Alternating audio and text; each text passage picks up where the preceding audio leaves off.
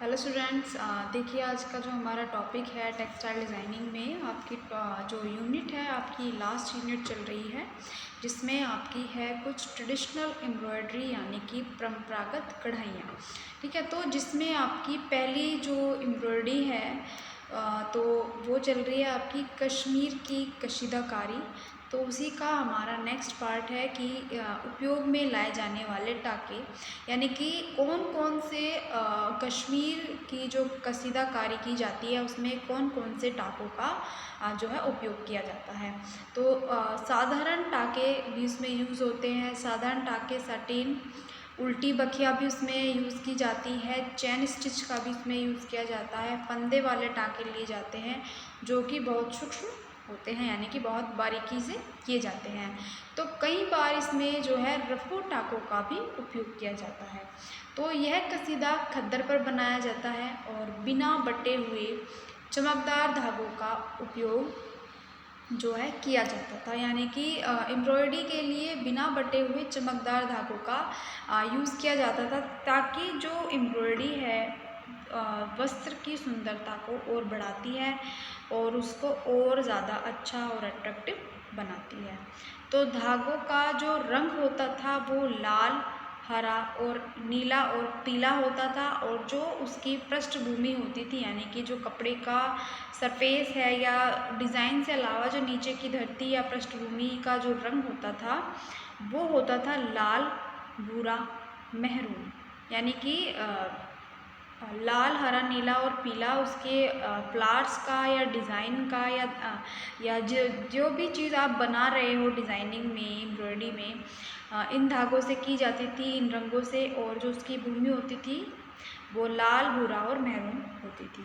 तो कश्मीर के सबसे जो प्रचलित कसीदे होते हैं कि यानी कि एक तरीके से कि कौन कौन सी एम्ब्रॉयडरी ज़्यादा फेमस है कश्मीर में, या कौन कौन से जो वस्त्र है जो वहाँ के फेमस माने जाते हैं। तो कश्मीर के सबसे प्रचलित कसीदे जो हैं वो इस प्रकार है। पहला आता है दुशाला। तो देखिए यह बहुत प्रचलित है और यह खद्दर पर बनाया जाता है, और कहा जाता है कि इसके बारे में कहा जाता है कि जो मुग़ल काल के टाइम में जो खुद स्वयं सम्राट अकबर थे, उन्होंने दुशाले को प्रारंभ किया था। तो दुशाला उन सोलों को कहा जाता है जो जोड़कर बनाए जाते हैं, यानी एक ही प्रकार के दो सोल लिए जाते हैं और उन एक ही प्रकार के दो सोल आपस में जोड़ दिए जाते हैं। तो दुशाला बहुत प्रचलित है और यह कहा जाता है कि इसे स्वयं सम्राट अकबर ने प्रारंभ जो है किया था। फिर इसके बाद आता है हमारा दुरखास। तो देखिए यह दुसाले की अपेक्षा कम प्रचलित है, यानी कि देखिए जो दुसाला है हमारा एक ही प्रकार के दो शोलों को आपस में मिलाकर दोशाला बनाया जाता था, ताकि वो दो शोलों से बना होता है इसलिए उसका नाम दुशाला होता था। लेकिन जो दुरखास है वो दुसाले की अपेक्षा यानी कि उसके कंपैरिजन में कम प्रचलित है, और यह बुनी हुई शोल होती है और इसके दोनों ओर एक समान होते हैं, यानी कि जैसे होते हैं ना एक वस्त्र की उल्टी साइड और एक सीधी साइड होती है, कि पता लगा सकते हैं कि उल्टी तरफ का कौन सा है, सीधी तरफ का कौन सा है। तो इसमें जो इसकी दोनों साइडें होती थी वो एक समान होती थी। तो इसमें पूरी सोल पर नमूने बनाए जाते थे, यानी कि अलग अलग पैटर्न जो है बनाए जाते थे।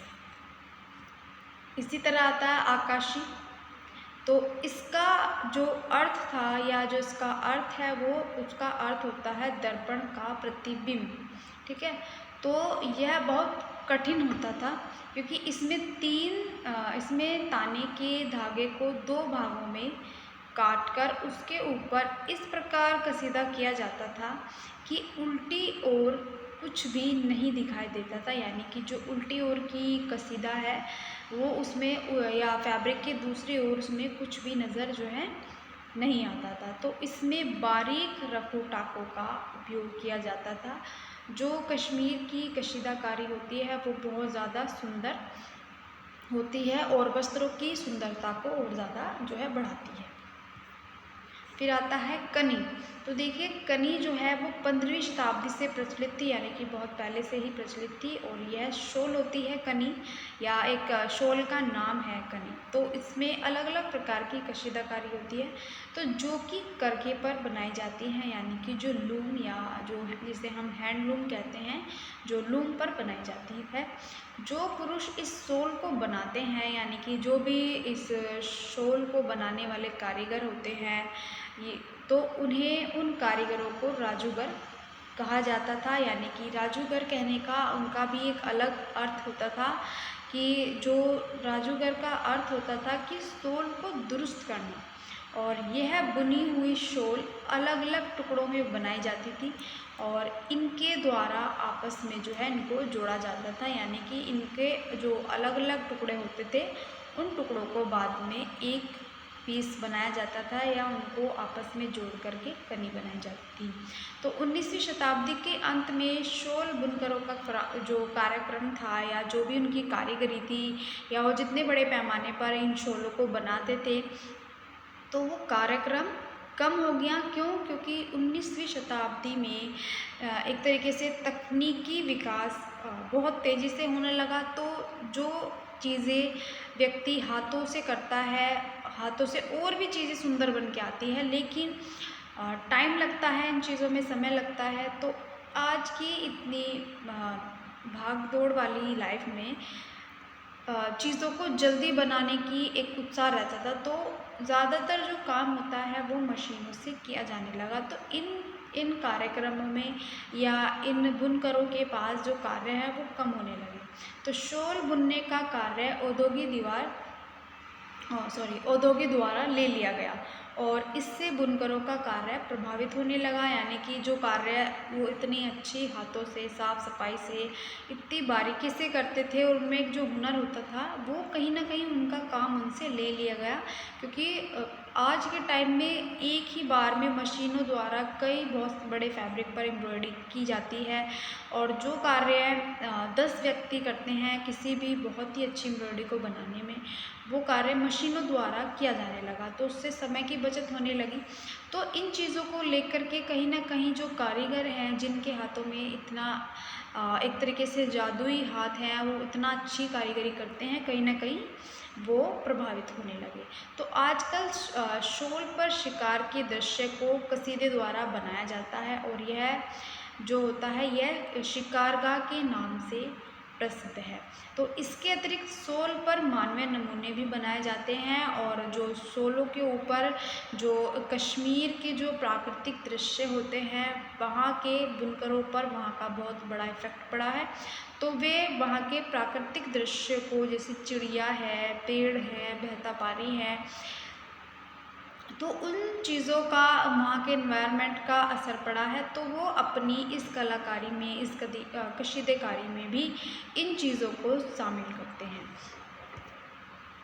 तो कसीदा पूरे वस्त्र पर बनाया जाता है, और यह ऊन, सूती, रेशमी, कृत्रिम यानी कि आर्टिफिशियल रेशम के धागों द्वारा जो है बनाया जाता है। यानी कि जो कशीदाकारी है या जो एम्ब्रॉयडरी की जाती है, उसमें वुल यानी ऊन, कॉटन यानी सूती, रेशमी, सिल्क और आर्टिफिशियल सिल्क के धागों का प्रयोग किया जाता है।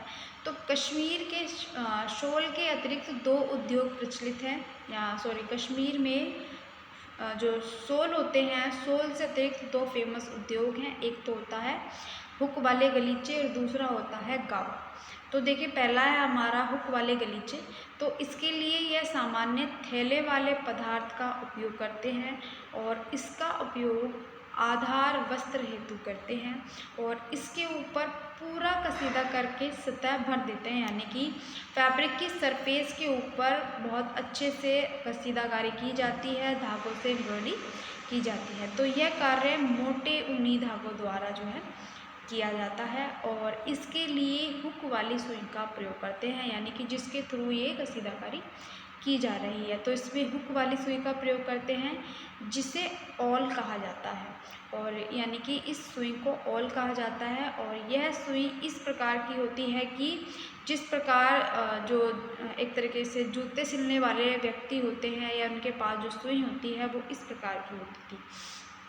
तो पूरी सतह पर कसीदा इस प्रकार किया जाता था, यानी पूरे वस्त्र की सतह को भर दिया जाता था उसको सुंदर और अट्रैक्टिव बनाने के लिए, कि मानो जो ये चैन टाकों से बनाया गया हो, यानी कि इसमें चैन स्टिच का जो है यूज़ किया गया हो, तो जो देखने में बहुत अच्छे लगते थे।